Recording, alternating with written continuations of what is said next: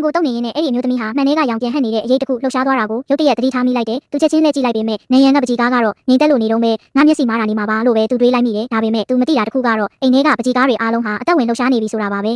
အဲ့ဒီညမှာပဲသူ့သမီးလေးကေတီခေကြီးတယောက်အိပ်ပျော်နေတော့ကက်ကျင်းနဲ့ဘီကိုကင်ထားတဲ့လူတယောက်ဟာပကြီးကားတွေကနေတရွေ့ရွေ့ချင်းထွက်လာပြီးကေတီရဲ့သပင်ရှည်ကြီးတွေကိုတညက်ညက်နဲ့ညှစ်ပစ်ပါတော့တယ်နောက်နေ့မနက်ကေတီနိုးလာတဲ့အခါမှာတော့အချိန်ကချုံမွေးလာပါခဲ့တဲ့သပင်တွေဟာရှုပ်ပွားနေတဲ့အဖက်ကြီးဖြစ်နေခဲ့ပြီပေါ့သူဒေါသကြီးနဲ့ဒါဟာသူ့အမသို့မဟုတ်ညီမစနောက်တာနေမှာပဲလို့တွေးပြီးရန်ရှာပါတော့တယ်တကယ်လို့မိခင်ဖြစ်သူသားကြားထဲကဝင်မတိုင်းရင်အခြေအနေတွေဟာဒီထက်မကပိုဆိုးသွားနိုင်ပါတယ်သူ့အမကသူလုံးဝမလုပ်ပါဘူးလို့ဘလို့ပဲကြိမ်တွားပြောဆိုပါစီကေတီကတော့လုံးဝမယုံပဲတောင်းပန်ဖို့ပဲစတောင်းဆိုနေခဲ့တယ်ဒါပေမဲ့အမှန်တရားကတော့သူ့အမဟာတကယ်ကိုဘာမှမသိရှာပါဘူးသူတညလုံးသူ့အခန်းထဲမှာပဲရှိနေခဲ့တာပါ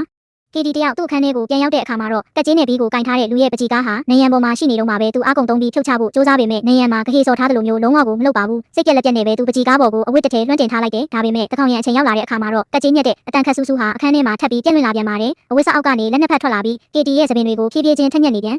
တာပါကေတီနိုးတော့မဲ့အရေးအယောင်ကိုတီးလိုက်တာနဲ့အဲ့ဒီလက်တွေဟာချက်ချင်းပြောက်ကွယ်သွားခဲ့တယ်ကေတီတယောက်အိတ်ချင်မှုတူနဲ့ညလုံးပွင့်လာပြီးတိုးသွားတဲ့သူ့သပင်တွေကိုလက်နဲ့တက်ကြည့်ရင်သူ့အမကိုပဲထပ်ပြီးအပြစ်တင်မိပြန်တယ်ဒါပေမဲ့သူဒေါသတကြီးနဲ့အခန်းပြင်ထွက်ခါနီးမှာပဲတခုခုကိုရုတ်တရက်သတိထားမိသွားတယ်အပြင်ကစကြံလန်းတစ်ခုလုံးကမှောင်မနေတာပဲသူ့အမအခန်းထဲကိုဝင်လာဖို့မဖြစ်နိုင်ဘူးဒါဆိုသူ့အခန်းထဲမှာရှိနေတဲ့တခြားတစ်ယောက်ကဘာတူလဲ